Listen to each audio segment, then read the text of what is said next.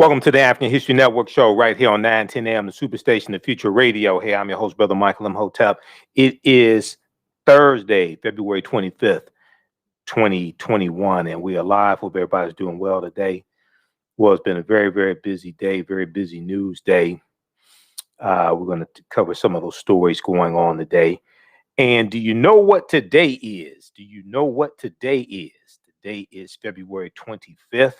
This is the anniversary of Cassius Clay beating Sonny Liston, February 25th, 1964 in Miami. And we know that Muhammad Ali, Cassius Clay, who then announced that he was changing his name to Muhammad Ali and joining the Nation of Islam, declared himself the greatest of all time. So we'll talk some about that history today as well. And then in the news, we see that the Democrats were dealt a blow by the Senate parliamentarian dealing with the fight for $15 an hour. Okay, the parliamentarian with the fight for $15 an hour.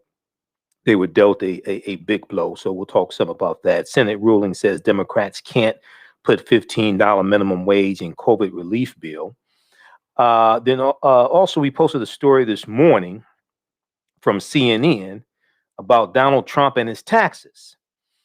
Donald Trump's taxes for 8 years, his tax returns and other financial information has been turned over to prosecutor Cy Vance in Manhattan. CNN.com has an article about this, as well as NBC News. The Supreme Court this week declined to block a New York grand jury from getting Trump's personal and corporate tax returns. So we talked about that ruling from the Supreme Court. Well, Trump's tax returns have been turned over to Manhattan prosecutor Cy Vance. So it's the beginning of the end for Trump, okay? Because it's a whole lot of information. We're going to find out why he fought tooth and nail to try to keep his tax returns hidden. Okay, we're going to find out, and it's not going to turn out too well for him or his Donald Trump Jr. and probably Ivanka as well. Okay, so we'll discuss that. Then the Capitol Hill riot hearings continue today, and the acting Capitol Police Chief Yogananda Pittman revealed today that they are still getting information about extremists who want to blow up the U.S. Capitol. Disturbing intelligence suggests far-right extremists could be plotting to attack the U.S. Capitol again when President Joe Biden gives his first address to a joint session of Congress. Acting Capitol Police Chief Yogananda Pittman said today. We're going to talk about that because this deals with why the National Guard has such a heavy presence there at the U.S. Capitol. And then another story that we're going to talk about is I think there's one last story we're going to squeeze in here. We'll talk about Muhammad Ali, and then we'll deal with the extremists as well. Okay, so we'll talk about that and more today on the African History Network show. Now, on the African History Network show, we focus on educating, empowering, and inspiring people of African descent throughout the diaspora and around the world, because right now it's corrects wrong behavior. What you do for yourself, what you do to yourself, and what you allow other people to do to you and get away with is based upon what you think about yourself. What you think about yourself is based upon what you haven't taught about yourself. What you've been taught about yourself is based upon everything you've read, heard, and seen about yourself. So when you control the radius of a man or woman's thoughts, you can control the circumference of their actions, because the mind can't do or teach what it doesn't know.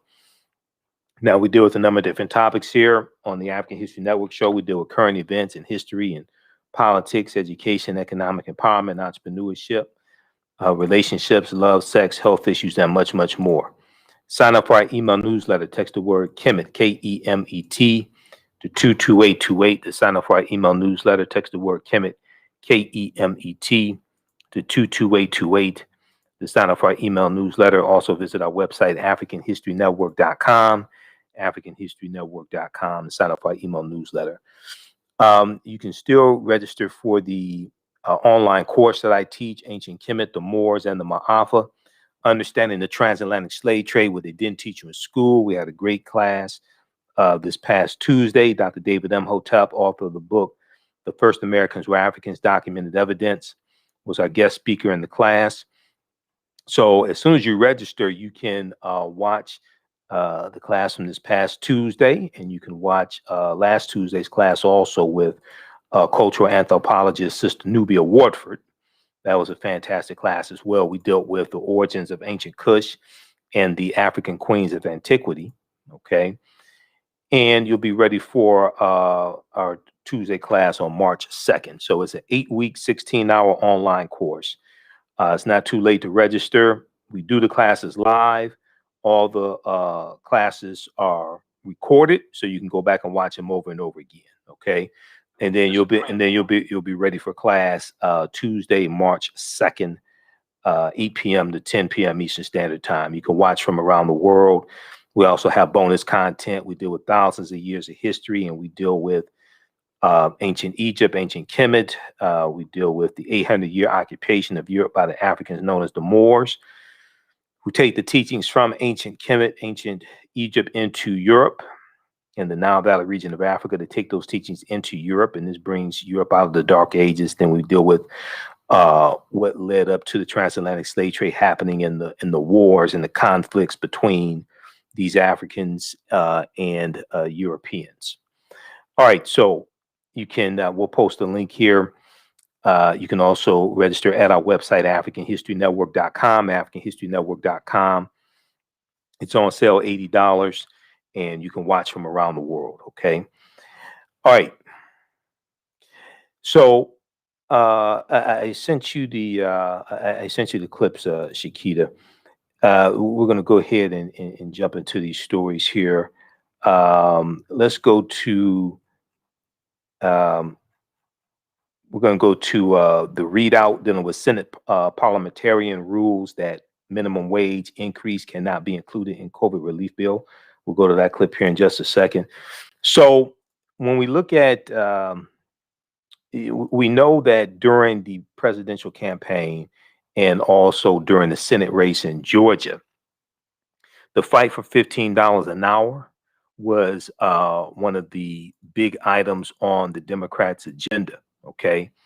And there was a debate over whether or not they would be able to get this pushed, get this voted on in the Senate, because you're going to need whether they could get this voted on in the Senate.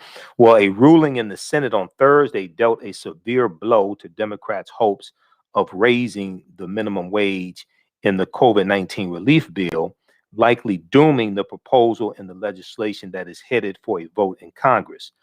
The Senate parliamentarian, the in-house, who is the in-house referee in the U.S. Senate, ruled that the provision was not compliant with rules governing the budget process that Congress is using to pass the bill with simple majorities, 51 vote simple majority. Let's go to this clip, Shakita.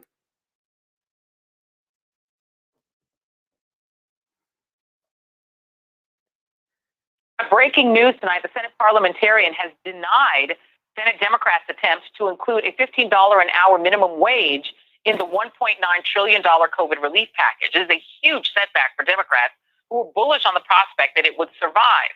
President Biden, a veteran of the Senate, had signaled this could happen, and it's unclear what Democrats will do going forward. The minimum wage increase is currently in the House version of the bill, which is set to hit the floor tomorrow. Joining me now is Reverend Al Sharpton, president of the National Action Network, and the Reverend has an exclusive interview with Vice President Kamala Harris, which airs Saturday at 5 p.m. on Politics Station right here on MSNBC. First of all, Rev, congratulations on that interview. And, you know, speaking of Vice President Kamala Harris, in theory, she could just overrule the parliamentarian. It's happened before in the past, but we had Ron Klain, the White House chief of staff, on last night, and he indicated that's not something they were willing to do. Where do you think this goes from here? I have no idea where it will go. I certainly hope that we get the $15 minimum wage in.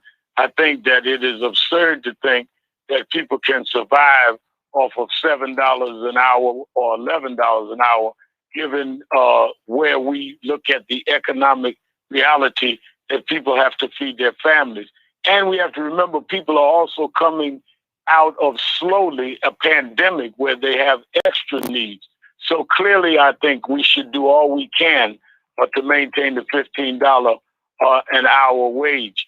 I have no idea where it will go, but I know where I think it should go.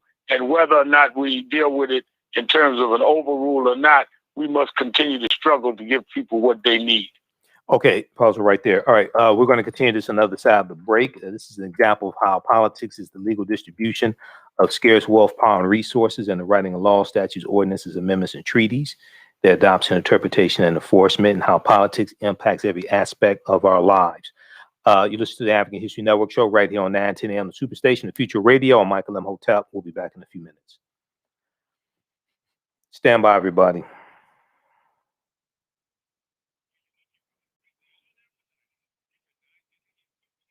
Stand by. We'll be back in just a minute here. We're back in 3 minutes.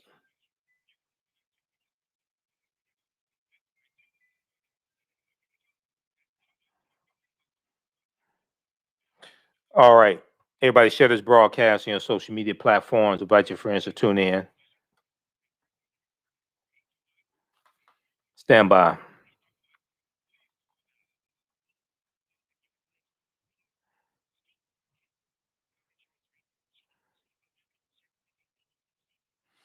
Okay, stand by, everybody.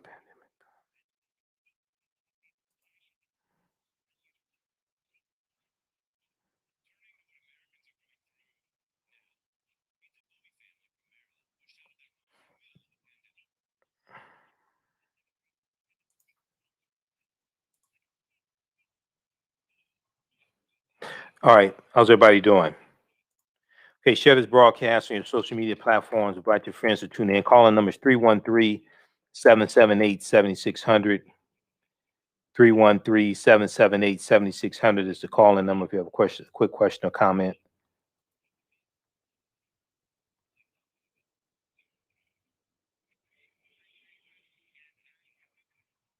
All right, stand by.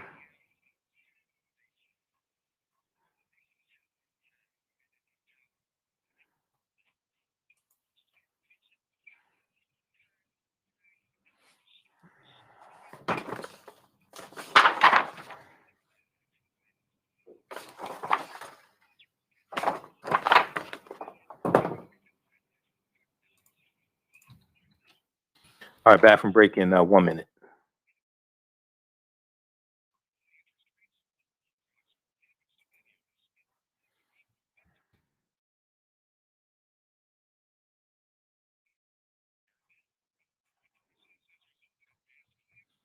Okay, stand by.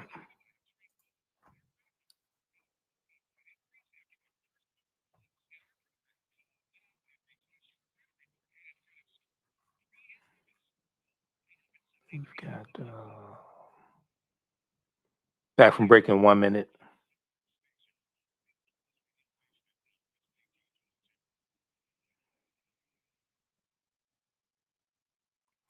Welcome back to the African History Network show right here on 910 AM, the Superstation, the Future Radio.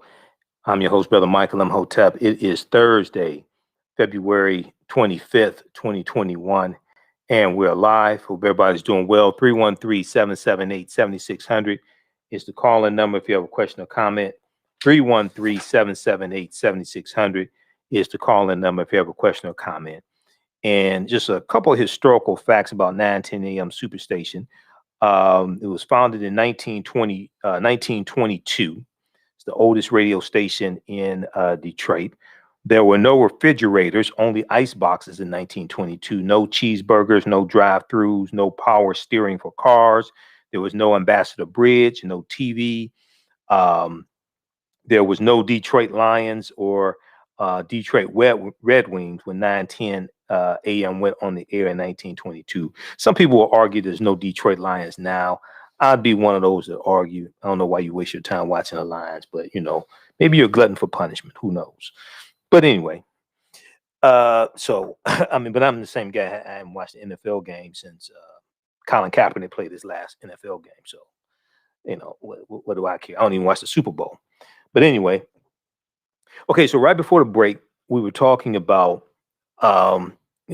Democrats in the Senate being dealt a blow when it comes to the fight for $15 an hour. Now we know the federal minimum wage has not been changed in 12 years. It's $7.25 an hour. $7.25 an hour is the federal minimum wage. Okay.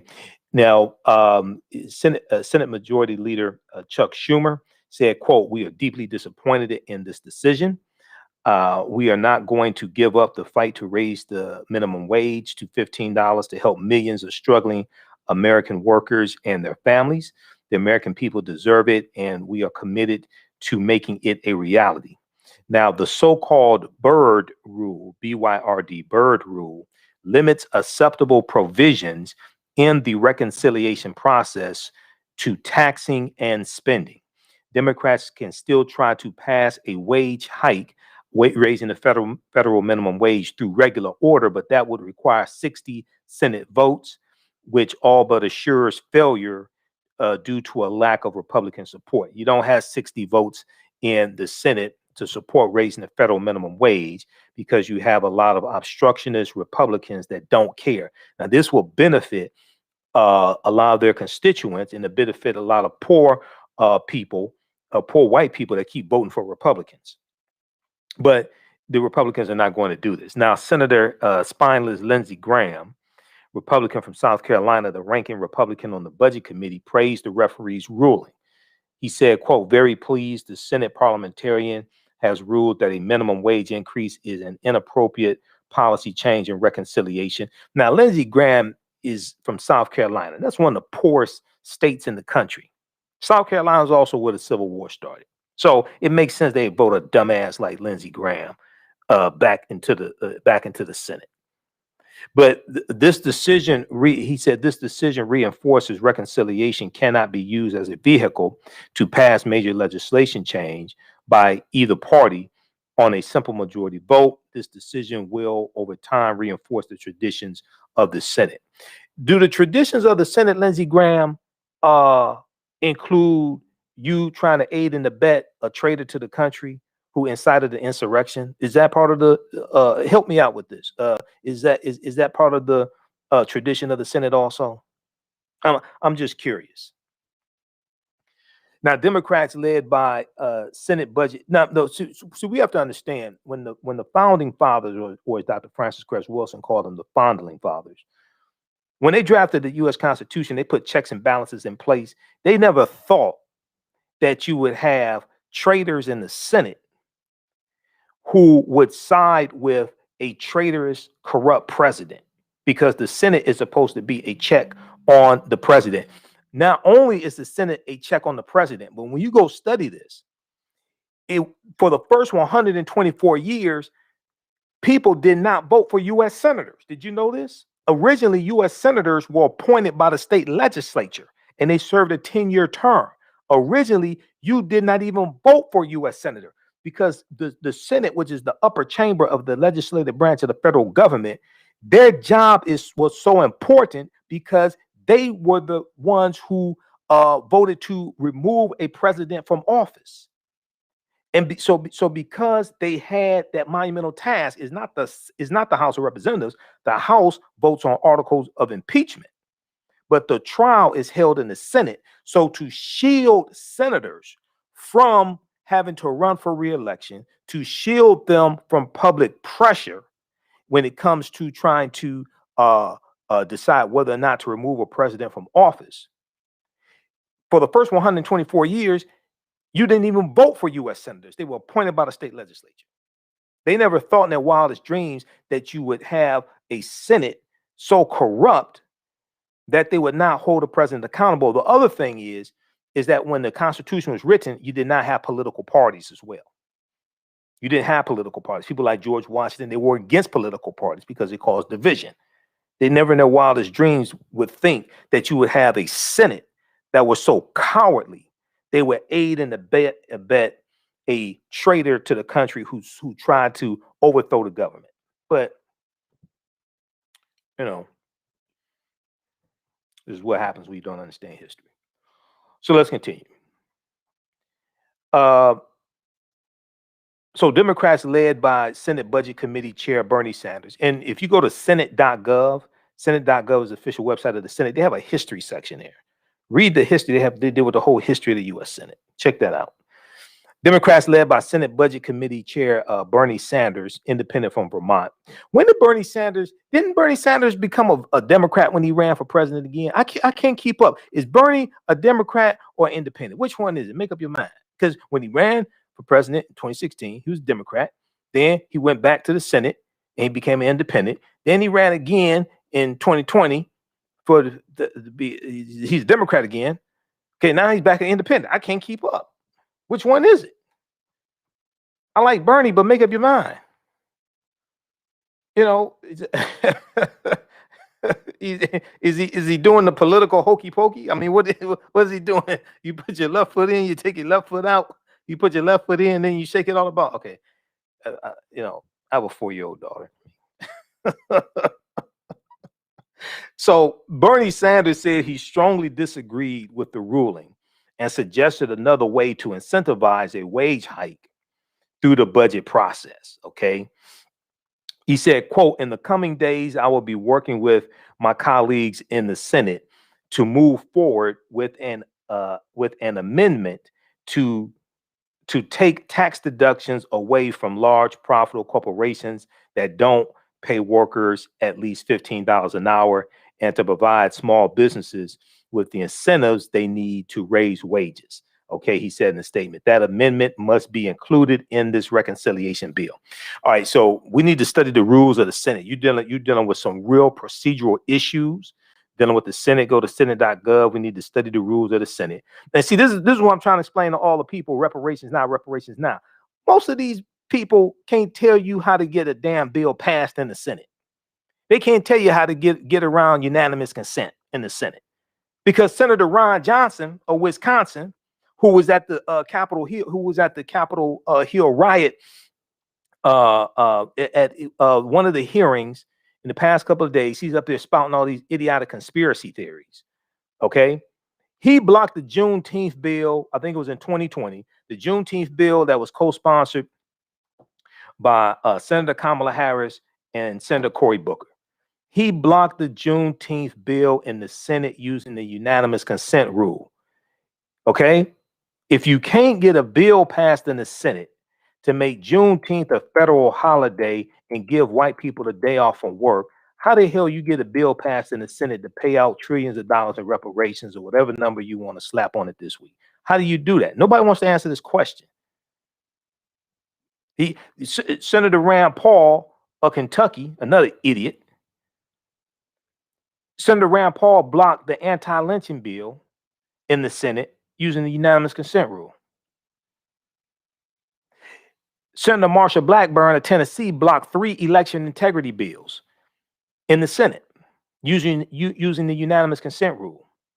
Then they wanted to claim all this voter fraud. Well, maybe if your dumb ass didn't vote, but maybe if you didn't block 3 election integrity bills in the Senate, you wouldn't have to talk about voter fraud or widespread voter fraud. But at the same time, there was only one candidate that told his people to vote twice, and that was Trump. This was the same people that want to scream voter fraud. The guy that you trying to support told his people to vote twice. Or did you forget about that? You have Romnesia like Mitt Romney had back in 2012. You got Romnesia. So, you know, you have a lot of Republicans up for re-election in the Senate in 2022. we have to clean house. These traitors have to, if we allow these traitors to stay in office, then we deserve whatever happens. I'm telling you, and these are some of the biggest hypocrites. These Republicans, some of the biggest hypocrites. Some of the, Hillary Clinton was right when she said she referred to half of Donald Trump supporters as a basket of deplorables. I think it's more than half, but she was correct. It's a basket of deplorables. People like Senator Ron Johnson. Now, and then spineless Ted Cruz, flying lion Ted Cruz. These people, we have to redistribute the pain at the ballot box, because these are the people who are blocking bills that are beneficial to African Americans. So, because you have, and then, so we've talked about how there are 106 bills in state legislatures across the country that Republicans are pushing. And what they're trying to do is they're trying to put all these new restrictions on voting rights, especially in Georgia. Okay. And then I saw yesterday on MSNBC, I saw Wednesday on MSNBC. Now it's about 256 bills in state legislatures all across the country. New bills that Republicans are proposing and trying to get passed to limit early voting and how many weeks you can do early voting, to limit mail-in ballots and who can get mail-in ballots, because mail-in ballots were huge in the 2020 election because of coronavirus, COVID-19, but COVID-19 was mishandled by Donald Trump, which caused an increase in the need for mail-in ballots. In 2021 legislative sessions, lawmakers in 28 states have pushed a whopping 106 bills that would restrict voting access.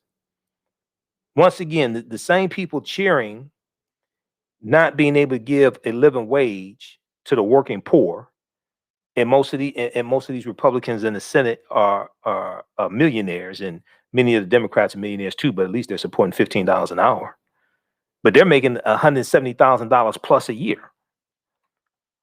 A new report from the Brennan Center for Justice shows just how effectively Republicans have been talking out of both sides of their mouths, at once decrying the violence over false allegations of election rigging, and at the same time using false allegations of voter fraud to make it harder for people to vote. Out of one side of the mouth, they're decrying the violence over false allegations of election rigging. And then the other side of the mouth, they're using false allegations of voter fraud to make it harder for people to vote. In 2021 sessions, which 6 states had, this article is a little old, so that doesn't apply. But in 2021 legislative sessions, lawmakers in 28 states have pushed a whopping 106 bills that will restrict voting rights. Okay. So read this bill, and there's some updated information also. Okay. This is from, read this article. This is from theguardian.com. This is from January 30th, 2021. So this is the game. This is the game that they're playing. And they're coming for us in 2022 midterm elections. They're trying to take back Reverend Raphael Warnock's Senate seat in Georgia. In 2024, they're trying to stop Stacey Abrams from winning the governorship in Georgia. They're going to try to take back the U.S. Senate in the 2022 midterm elections, and take back the House of Representatives. All right. Then Washington Post has an article also: minimum wage increase imperiled in COVID relief bill by Senate officials ruling. Now, see, the crazy thing about this is raising the federal minimum wage to $15 an hour. Now, it's not $15 an hour overnight. It'll increase by $1 per year Okay, so by 2025, because the federal minimum wage is $7.25 an hour right now.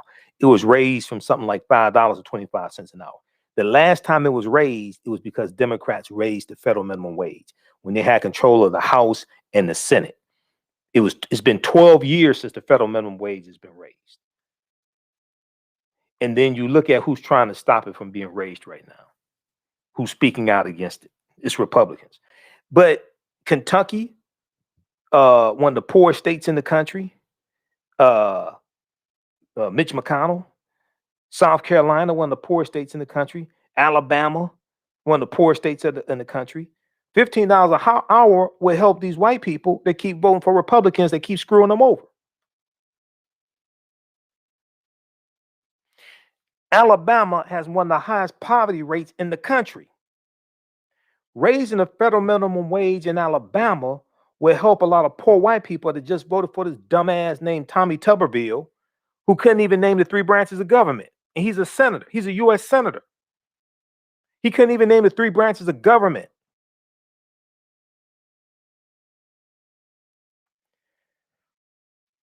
Let's move on. Okay, next story here. Which one we're going to go to next? Speaking of traitors, let's go to the Capitol Hill story. Let's see, Shakita, we're going to go to clip number. Which clip is that? Hold on. Yeah, clip number 2. Acting Capitol Police Chief warns of threats to blow up the Capitol when Biden addresses Congress. Now, so cue that one up for me. Disturbing intelligence suggests far-right extremists could be plotting to attack the U.S. Capitol when President Joe Biden gives his first address to a joint session of Congress. Acting Capitol Police Chief Yogananda Pittman said today. So I watched some of the hearing today, and I heard her say it. I watched it live. Okay, and I knew they were continuing to get threats, credible threats. That's why you have a heavy presence of the National Guard there at the U.S. Capitol. Okay, now they need to stay there as long as you need it, because you got some crazy ass white supremacists in the House as Republicans in the House of Representatives. You need them there for the domestic terrorists outside of the Capitol and the domestic terrorists inside the Capitol. So they need the National Guard needs to stay there as long as they need to stay there. It is what it is. Quote, we know that members of the militia groups that were present on January 6th have stated their desires that they want to blow up the Capitol and kill as many members as possible.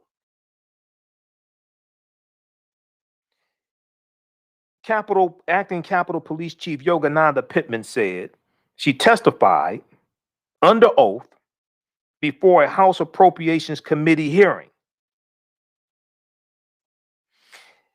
Acting Capitol Police Chief Yogananda Pittman noted that no date has been set yet for Joe Biden's address. Let's go to this clip, Shakita.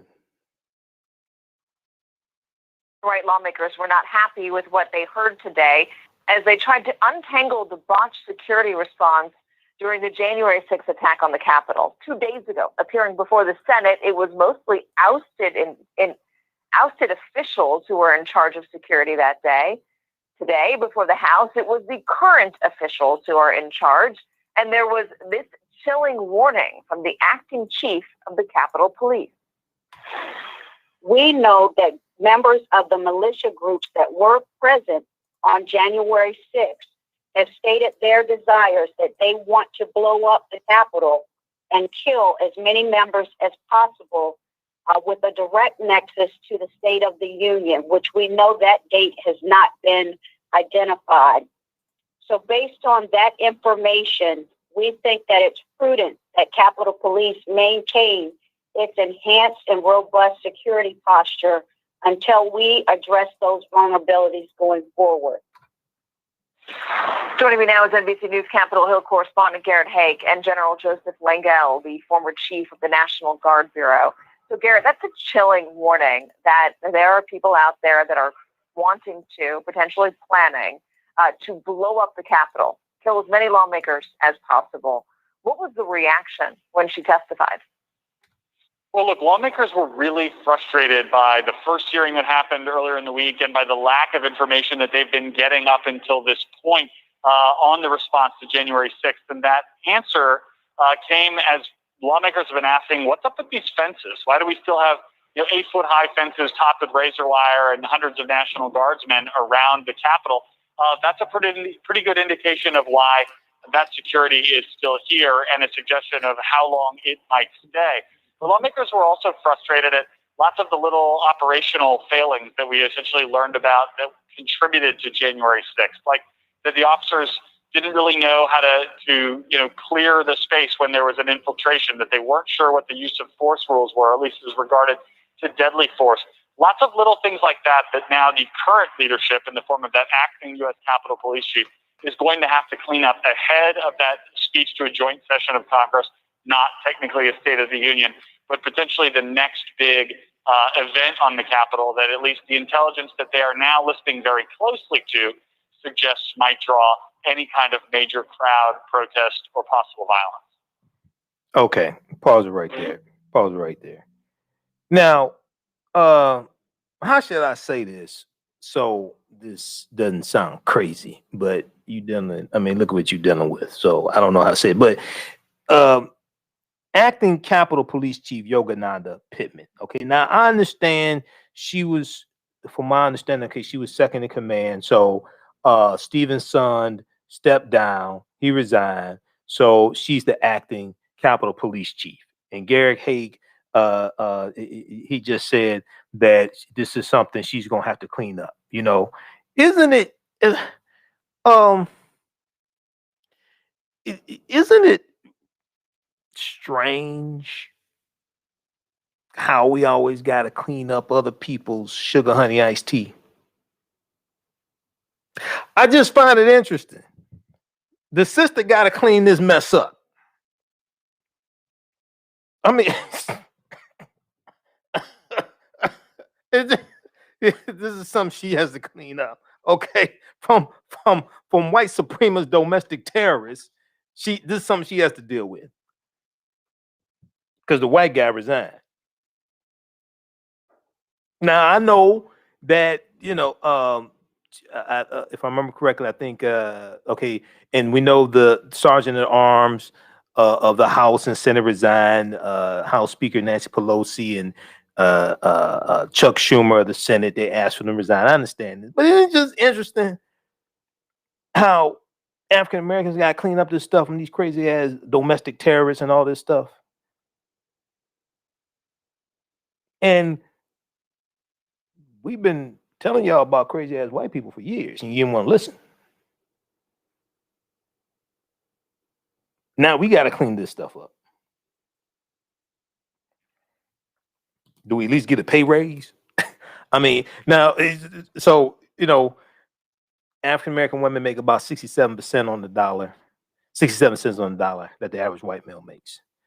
Did she get 100%, 100 cents on the dollar, or she still? Oh, come on.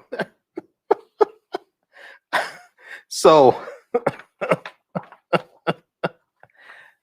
I'm sitting, because I was sitting there watching the hearing today, and she dropped that bomb on him.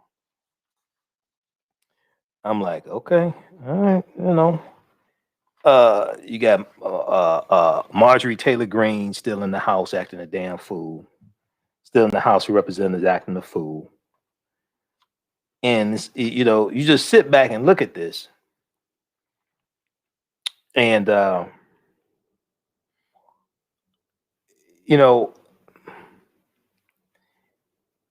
okay, anyway, but you sit back and you look at people trying to, like Senator Ron Johnson, trying to say it was fake Trump supporters who are the main insurrectionists at the Capitol. You sit here and you look at people who are in the Senate, Republicans in the Senate, just lying and twisting themselves into pretzels, trying to justify what's unjustifiable. Trying to justify what's unjustifiable. See, this is why these traitors have to be voted out of office. I'm sorry. You have to. You cannot allow these are the people who vote on bills. These are going to be the people that vote on the George Floyd Justice and Policing Act. These are going to be the people that vote on the John Lewis Voting Rights Act. These traitors have to be voted out of office. All right. Now, speaking of traitors, Donald Trump's taxes fell into the hands of Cy Vance today. He was sitting there like a wide receiver, just waiting for them to fall in his hand. I like to see Trump's face when he. No, I really don't want to see his face, but I like to see his face when the news broke that Manhattan prosecutor Cy Vance has 8 years worth of Donald Trump's taxes. Okay. I mean, they're gonna teach, in accounting and law schools, and when they teach classes about corruption and fraud and all this stuff, because like in business school, we study fraud. We have to study fraud. We have to take a class on social ethics. Man, they're gonna use Trump as a textbook. They're gonna use them in CPA classes. They're gonna use them in law classes. They're gonna use, okay, look, whatever you do, don't do what this fool over here did. Number 1 through 50. Don't do none of this stuff here. Okay, because you're gonna end up in prison. All right. When they're gonna use him as a textbook. Okay, it's gonna be a whole textbook about the Donald Trump years. Okay. Do not do this. Whatever you do, don't try this at home, because you're going to prison. All right. All right, Shakita, look, we're gonna go to this. We'll go to this clip here dealing with Trump's taxes. What is this one here? Manhattan District Attorney. This is from Hallie Jackson, MSNBC. Manhattan District Attorney obtains Trump's tax returns. Let's go to this clip.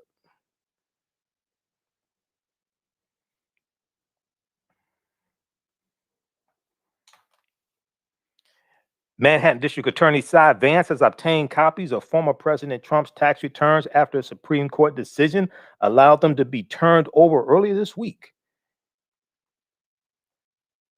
Take it off of mute and re-rack it. Manhattan District Attorney now is in possession of former President Donald Trump's tax returns and some other financial documents as well. Let me bring in NBC's Tom Winter, who is joining us now on the phone.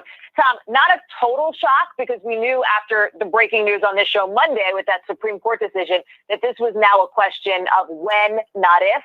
So what more are you learning? Well, that's perfectly put, Hallie, and it was a question of when and not if, and the when was pretty quick in this case. So basically, shortly after the Supreme Court's decision or lack of decision that they were not going to stop the grand jury here in New York City from getting these tax returns, but perhaps much more importantly, the underlying tax documents, the subpoena was able to be enforced, and so those records are now in the hands of Manhattan District Attorney Cy Vance. I think going forward here, what's important for people to know is that while Vance's office, and they've done a lot of staffing up, hiring former federal prosecutors that are very familiar with these types of cases, hiring a forensic accounting firm, while they will move quickly, these are very complex cases. They're very difficult to organize. They're very difficult to construct. And then you've got to find out what, if anything, is illegal, and then figure out how you might want to prosecute that. They are not simple one-off cases. And we're talking about the volume of records that exist in this case when we're talking about the length of time, almost 10 years that are being examined, but perhaps further back. When we look at all those things, it's a difficult case to try to arrange and organize. So in speaking with former prosecutors, they're going to have to establish a timeline. What did the president and the Trump organization and those working for him present to banks at the same time that they were presenting information information to tax authorities like the state of New York? Was there a discrepancy between those two? If so, is something provably false? Is our own colleague and analyst and former U.S. Attorney Chuck Rosenberg says, you can't just hold up these tax documents and say, okay, they presented this one thing to a bank and they presented this thing in the tax returns. There are two different numbers here, and so one of them must be false. You can convict whoever they happen to charge. That's not how this works. So they really need to delve into the numbers, understand it, and I think it's going to be some time here, Hallie, before we hear if there are any charging decisions. And then, of course, we won't even get to see any of these documents until this case goes to trial, if it ever does. Real quick timeline question: Is Cy-Vance up against the clock here or anything? Well, that's an interesting question, and I think over the next couple of days and weeks, or perhaps even longer than that, we'll hear how they are able to deal with the statute of limitations concerns. I think they have some thoughts on that. I'll leave it there for now, but I think that there are there'll be some interesting developments in due time. Okay, so that is from MSNBC from this morning. Manhattan District Attorney obtains Trump's tax returns. If we look at this article from CNN.com, we posted this today, got 1,600 likes, a lot of people laughing. Trump's tax returns and related records turned over to Manhattan District Attorney, February 25th, 2021. You all remember the commercials from Southwest Airlines, Want to Get Away? You know, and they had somebody there in an embarrassing situation, want to get away. I think that's Trump right now. That explains Trump right now. You remember the song from Hustle and Flow? It's hard out here for a pimp.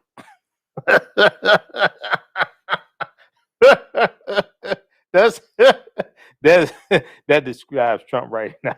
It's hard out here for a pimp.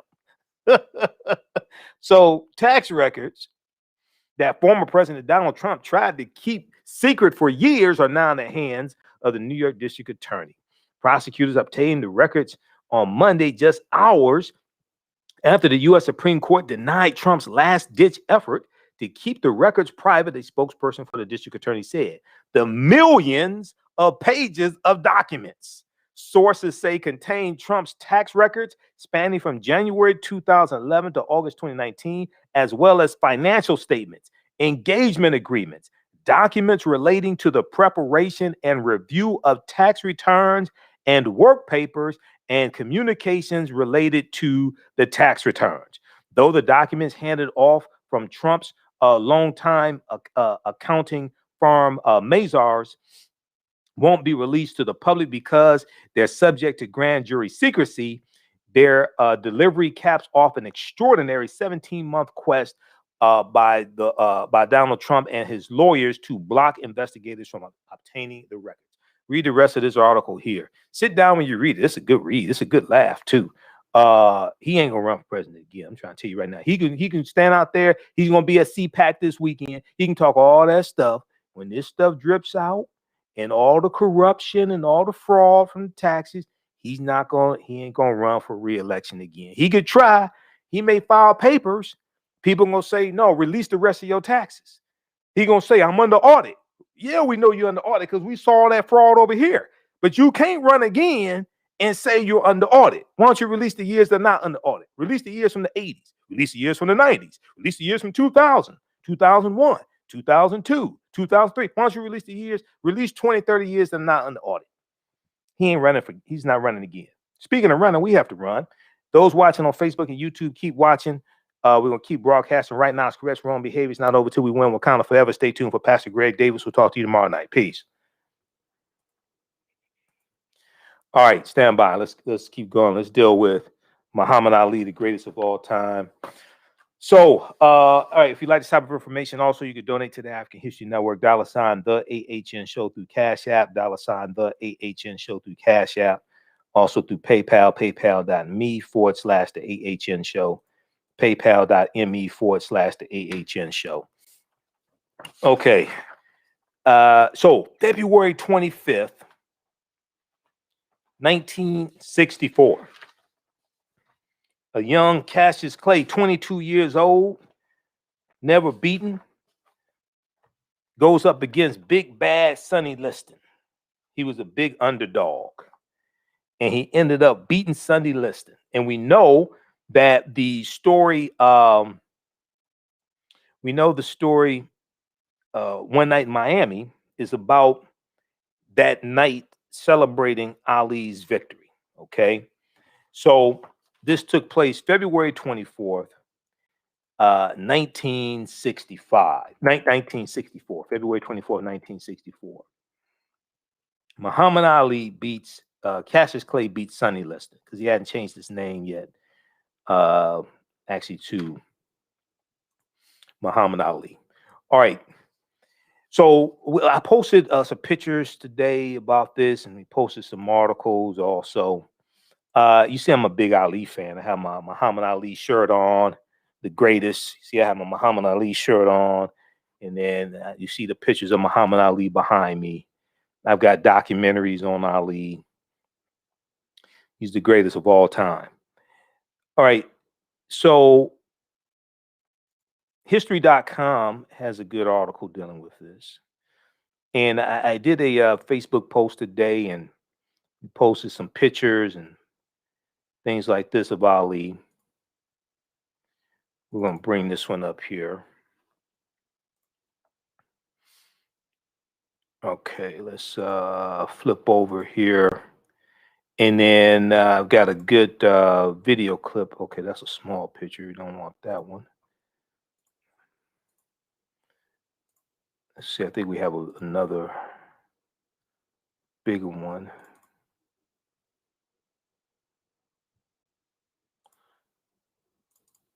All right, well, we'll have to go with this one here because he shook up the world. So Ali was a big underdog. Okay, a lot of people looked at him as the Louisville Lip, which was his moniker. They looked at him as you know, he was thinner than, he didn't weigh as much as Sonny Liston. Liston was looked at as basically as invincible. I want to go to this clip here, and this gives a build up to the fight, and it deals with the training and things like this leading up to the fight. So on February 25th, 1964, 22-year-old Cassius Clay shocks the odd makers by dethroning world heavyweight boxing champ Sonny Liston. And let's cue this clip up here. He beat Sonny Liston in a 7th round technical knockout. Okay. So Liston was so beat he didn't come out for the 7th round. He just stayed there on the stool. Didn't come out for the 7th round. The dreaded Sonny Liston, who had twice demolished former champ Floyd Patterson in 1 round, beat the hell out of Floyd Patterson, was an 8-1 favorite. Cassius Clay was an underdog. However, Muhammad Ali predicted victory, boasting that he would float like a butterfly, sting like a bee, and knock out Sonny Liston in the 8th round. The fleet-footed and loquacious youngster, who would later become known as Muhammad Ali, needed less time to make good on his claim. Sonny Liston, complaining of an injured shoulder, failed to answer the 7th round bell. A few moments later, a new heavyweight champion was proclaimed. Cassius Marsalis Clay Jr. was his birth name. He was named after a famous white abolitionist there in Kentucky. He was born in Louisville, Kentucky in 1942. He started boxing when he was 12 years old, and by age 18 had amassed a record of over 100 wins in amateur competition. In 1959, he won the International Golden Gloves heavyweight title, and in 1960, a gold medal in the light heavyweight category at the Summer Olympic Games in Rome. Cassius Clay turned professional after the Olympics and went undefeated in his first 19 bouts, earning him the right to challenge Sonny Liston, who had defeated Floyd Patterson in 1962 to win the heavyweight title. So let's go to the, I want to go to this clip here dealing with the lead up to the fight.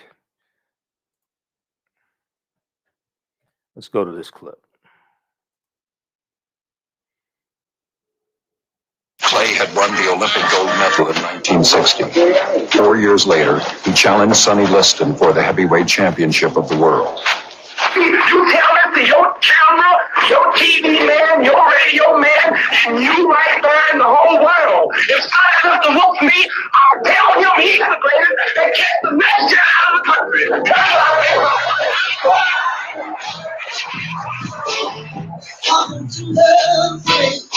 Liston was considered a devastating heavyweight. He had won the title with a first-round knockout. I'm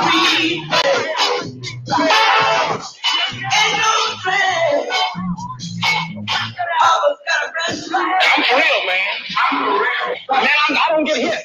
I'm the fastest thing on 2 feet, man. Are you crazy? I thought Liston would absolutely take this kid apart and just kill him. I mean, Liston was an absolute thug. His background was clouded by prison time and alleged links to organized crime. His public image was intimidating. He clearly preferred to let his actions in the ring do the talking.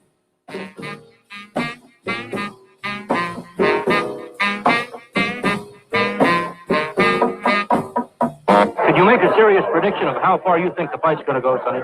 And it's my way I can't talk. I'm going to kill him. Heavyweight champion Sonny Liston, already being compared with all-time greats Jack Dempsey and Joe Louis, goes into training to dispense with the Louisville Lip. Liston's an 8-1 favorite, and many experts think that's giving Clay the benefit of the doubt.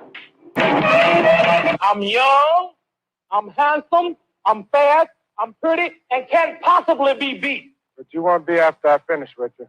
If you like to lose your money, be a fool and bet on Sonny.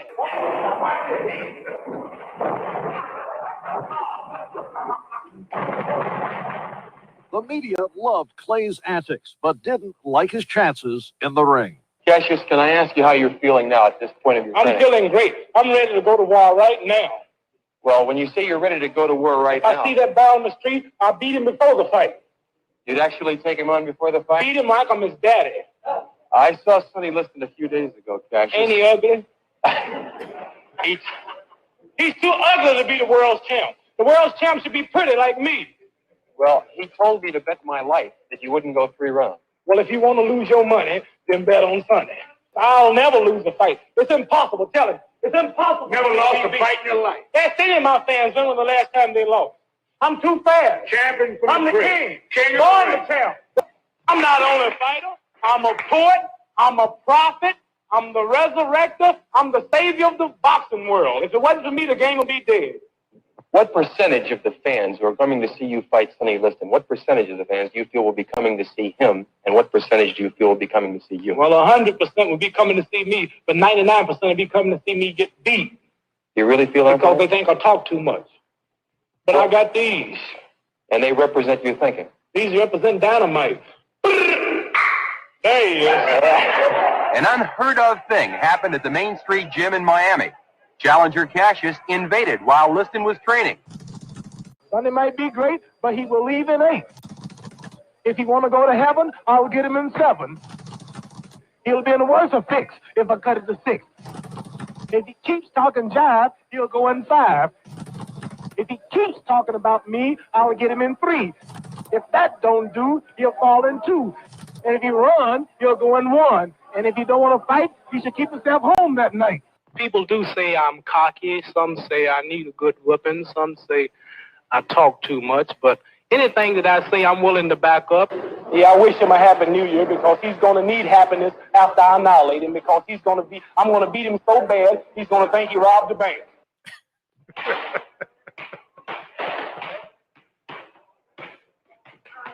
Cassius, how do you feel today? Pretty good. How you doing? I hear you met Don Juan today. How was he? Yeah. He wasn't too friendly. Remember, the greatest fighter that ever lived. Okay, so this is Angelo Dundee, Ali's longtime trainer. In and out of the ring. He changed the whole innovation of boxing. He was the first available superstar. Oh, I thought he was a very promising heavyweight at the time. I had no dreaming idea that he could win that fight. Now, this is Edwin Pope of the Miami Herald newspaper, a journalist for the Miami Herald newspaper. I didn't give him a chance in hell. Let's get it on. Want to go now? So this is at a press conference before the fight. They're both there in suits, right? This is a famous press conference. He thought he was crazy. And then the weigh And Sonny, I don't know, he had a violent side to him that everybody knew about, you know, but Cassius was smart. Now this is Milt Blankley, who was Sonny Liston's corner man. He thought he was crazy. And Sonny, I don't know, he had a violent side to him. Milt Bailey, Sonny Liston's corner man, Milt Bailey. Everybody knew about, you know, but Cassius was smart and he was clever. And he could get under Liston's skin more so than anybody ever knew, you know.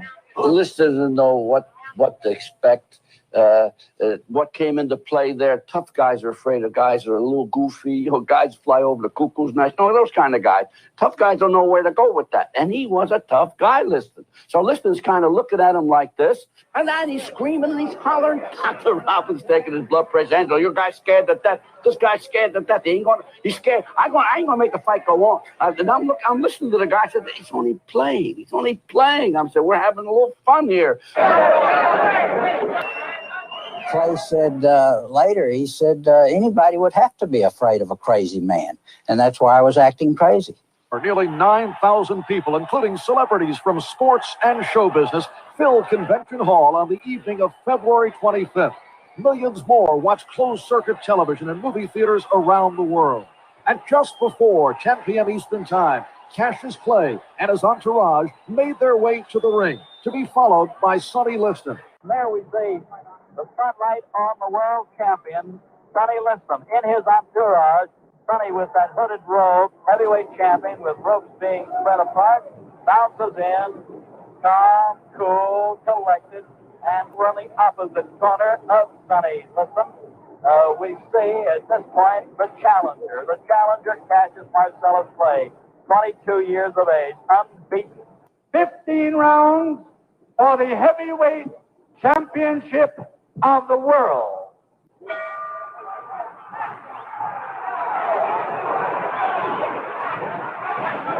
Cassius Clay on the move as we see, looking to get Sonny to lunge, carrying his left hand dangerously low.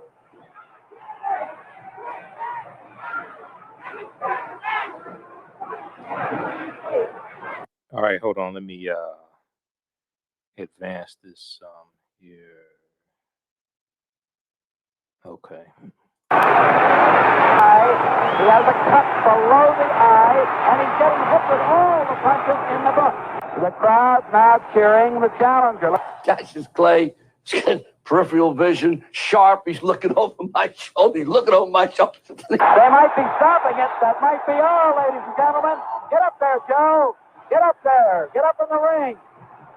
Clay had won, we were stunned, disbelieving. Only Clay clearly understood that he was the heavyweight champion of the world. And he took his time to tell the newsmen at ringside that they had been wrong, all of them. I was so stunned. I was just electrified. And there he was right in front of me and a whole bunch of other newspaper men pointing down to us like this. I told you exactly what I was going to do. Well, we were just sitting there stunned. We didn't even know which key to hit first. Come here. I'm the greatest thing that ever lived. I don't have a mark on my face, and I upset Sonny Liston, and I just turned 22 years old. I must be the greatest. I told the world. Wait a minute, Cassius. Let me ask you this now. You told me when you visited in Los Angeles you could do it in 8. You did it in 7. I had him going in 8. I was getting ready to take him in the 8th, as you can see. I say, now, give us that poetry on number 7. He wanted to go to heaven, So I took him in 7. You took him in 7. I am the king of the world. Hold it. Hold it. You're not that pretty. I'm a man. Wait. I shook up the world. I shook up the world. I don't think so. All right, tell us this. All right. All right, so that is from February 25th, 1964, Miami. Cassius Clay, 8-1 underdog, defeated Big Bad Sonny Liston. Then they fought again late 64, and Ali beat Liston again. Okay, so let's continue with this. Let me pull up this other one here. We'll go back to this other picture. I shook up the world.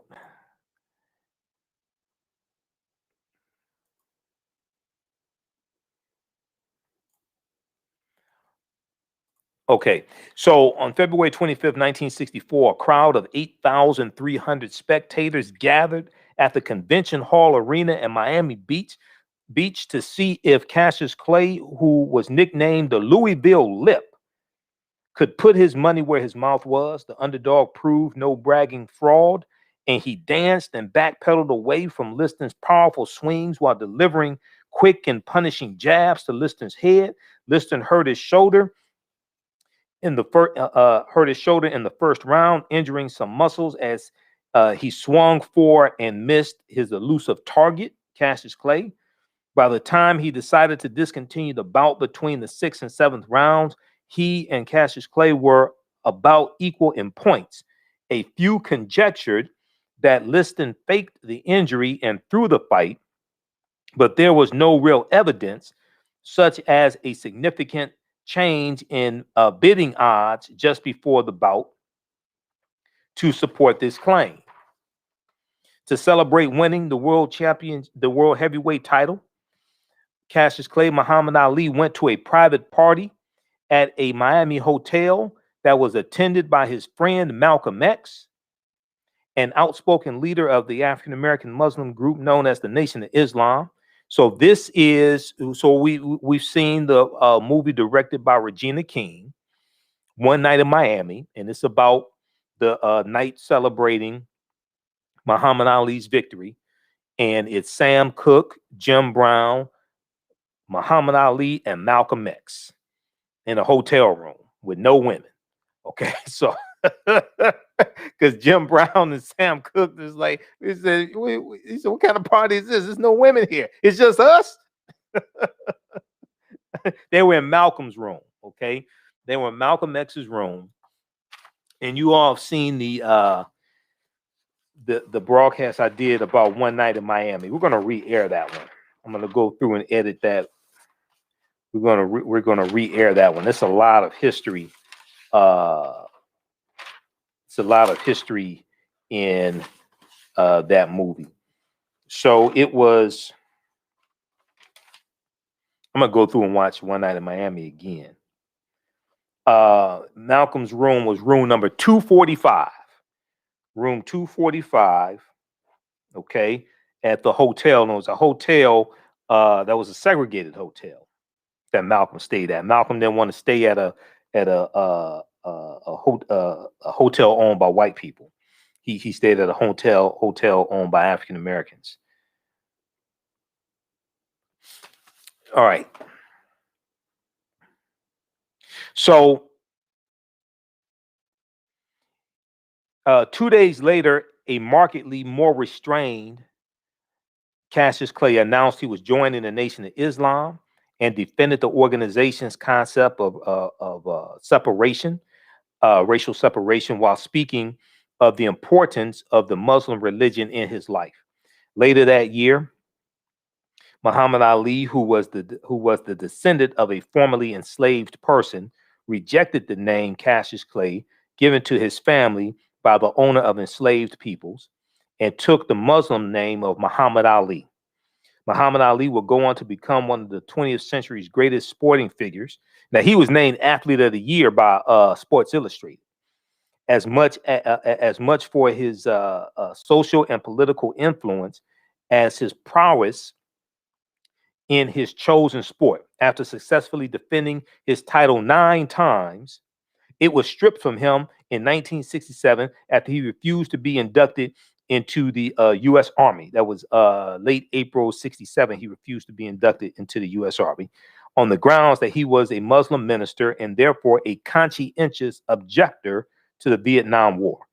That year, he was sentenced to 5 years in prison for violating the Selective Service Act, but was allowed to remain free as he appealed the decision. His popularity plummeted, but many across the world applauded his bold stand against the Vietnam War. In 1970, Muhammad Ali was allowed to return to the boxing ring, and the next year, the U.S. Supreme Court overturned Ali's draft evasion conviction. In 1974, he regained his heavyweight title in a match against George Foreman and Zaire, the Rumble in the Jungle, okay, which was renamed the Rope-a-Dope, and successfully defended it in a brutal 15-round contest against Joe Frazier in the Philippines. In the following year, in 1978, he lost the title to Leon Spinks, but later that year defeated Spinks in a rematch. And we know Leon Spinks just recently passed away, making him the first boxer to win the heavyweight title 3 times. Ali retired in 1979, but returned to the ring twice in the early 1980s. In 1984, Ali was diagnosed with pugilistic Parkinson's syndrome and had suffered a slow decline of his motor functions ever since. He was inducted into the International Boxing Hall of Fame in 1990. In 1996, he lit the Olympic flame at the opening ceremonies of the Summer Games in Atlanta, Georgia. Ali's daughter, Layla Ali, made her boxing debut in 1999. We know she became a champion also. At a White House ceremony in November 2005, Ali was awarded the Presidential Medal of Freedom, and he passed away on June 3rd, 2016, after a period of failing health. So we pay homage and honor Muhammad Ali, the greatest of all time, who shook up the world on February 25th, 1964. All right. Hey, if you like this type of information, you can donate to the African History Network. You can support us, $, the AHN Show through Cash App, $, the AHN Show through Cash App, and also through PayPal, paypal.me/the AHN Show, paypal.me/the AHN Show. If you donate through Cash App, be sure to type in $, the AHN Show, SHOW, $, the AHN Show, SHOW. And then they come up, it'll say Michael, and it has my picture there from being in the radio station studio. Okay. And also at our website, AfricanHistoryNetwork.com. Now, you can still register for the online course that I teach, Ancient Kemet, the Moors, and the Ma'afa. Understanding the Transatlantic Slave Trade, what they didn't teach you in school. This is an 8-week, 16-hour online course that I teach. We deal with thousands of years of history and what led to the transatlantic slave trade taking place. We do the classes live Tuesdays, 8 p.m. to 10 p.m. Eastern Standard Time. We do them live. I do a PowerPoint presentation. We have video clips, book references, articles, etc. But you can, all the sessions are recorded as well. So you can go back and watch them over and over again. If you miss anything, you can watch from around the world. Okay. So the class is on sale, $80. It's an 8-week, 16-hour online course, and there's bonus content also for you to watch. All right, we have to get out of here. Remember, at the African History Network, we focus on educating, empowering, and inspiring people of African descent throughout the diaspora and around the world. Because right now it's correct wrong behavior. It's not over till we win. Wakanda forever. Rest in peace, champ. And we'll talk to you all tomorrow night. Peace.